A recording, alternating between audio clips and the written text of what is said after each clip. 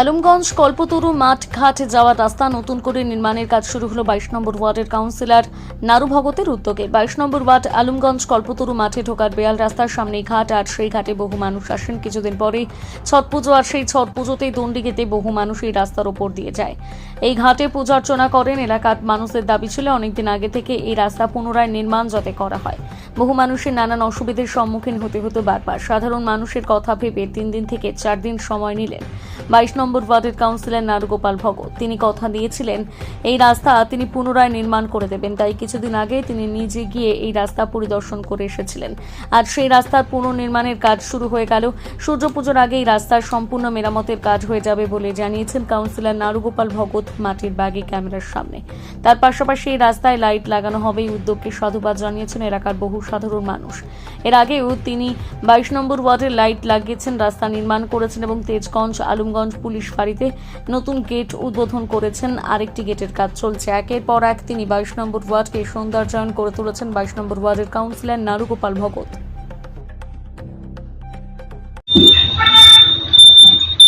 আজকে থেকে কাজ শুরু হয়ে গেল। তিন দিনের বলেছিলাম, 3 দিনের মাথায় কাজ শুরু হয়ে গেল। আমি নিজে সকাল 8:30 থেকে এসে নিজে জেসিপি লাগিয়ে দেখতেই পাচ্ছেন, মানে পুরো এখন ড্রেসিং চলছে।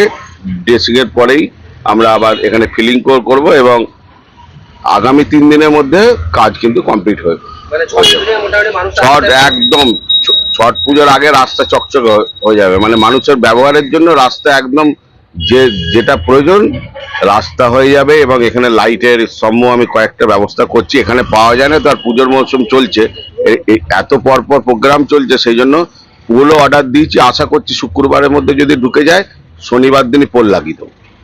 কাজটা তো এমনি করার কথা ছিল, এটা ছট পুজো জুড়ে তো তৈরি করে ফেলেছেন একদম। কারণ হচ্ছে এগুলো তো পৌরসভার কাজ। আমি শুনলাম গত 2-3 দিন আগে নাকি পৌরপতি এসে এখানে ভিজিট করে গেছে। তো পৌরসভার কাজে একটা প্রসেস থাকে, সে প্রসেস তো আর এত সহজে তাড়াতাড়ি হবে না।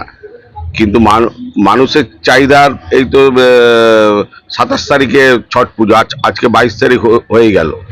তো পেপার রেডি করতে করতেই তো 20 দিন চলে যাবে।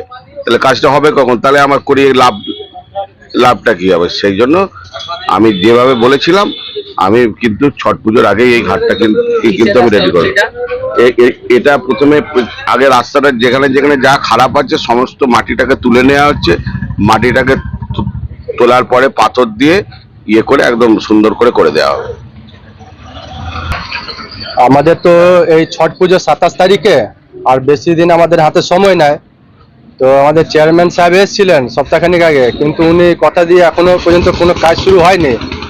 তো আমাদের দাদা 22 নম্বর ওয়ার্ডের কাউন্সিলর নারুগোপাল ভগত আমাদেরকে বলতে হলো। উনি তাড়াতাড়ি ভিজিট করে এখানে দেখলেন, খুব তাড়াতাড়ি কাজ শুরু করে দিলেন। কালকে এসছেন, আজকে কাজ শুরু করে দিয়েছেন। কতটা সুবিধা হলো আপনাদের? অনেক উপকৃত হয়েছে, কারণ এখানে বহু জন আছে যারা দর্শনার্থী আছে, আপনার দণ্ডি কেটে যায়, বহুত উপকার হয়েছে। এখানে খালি রাস্তাই নয়, আরো অনেক লাইটের ব্যবস্থা করে দিচ্ছেন, মাঠ ঘাট সমস্ত পরিষ্কার করে দিচ্ছেন। কোনো সমস্যা হওয়ার কথা আছে মনে হচ্ছে না, এখন পর্যন্ত তার সমস্যা হবে না লাগছে। উনি সবসময় থাকছেন, প্রতিদিন আসছেন, দেখছেন। হ্যাঁ, এই রাস্তাটা করে উনি খুব উপকৃত করেছেন। রঞ্জিত চৌধুরী, আলমগঞ্জ ছট পূজা সেবা সমিতির সম্পাদক। ইনি বিজয় সাউ, ইনি হচ্ছেন ট্রেজারার। ঘাটের কি পরিস্থিতি বিজয়বাবু? ঘাটের পরিস্থিতি বহুতই আমাদের পরিষ্কার পর্যন্ত হচ্ছে, আমাদের ওয়ার্ড কমিশনার করছে। কি করছেন তিনি এসে দেখেছেন নোংরা ছিল, ওইগুলোকে পরিষ্কার করছে ভালো করে, আমাদের যেমন কোনো অসুবিধা না হয় ছট পুজো ঘাটে।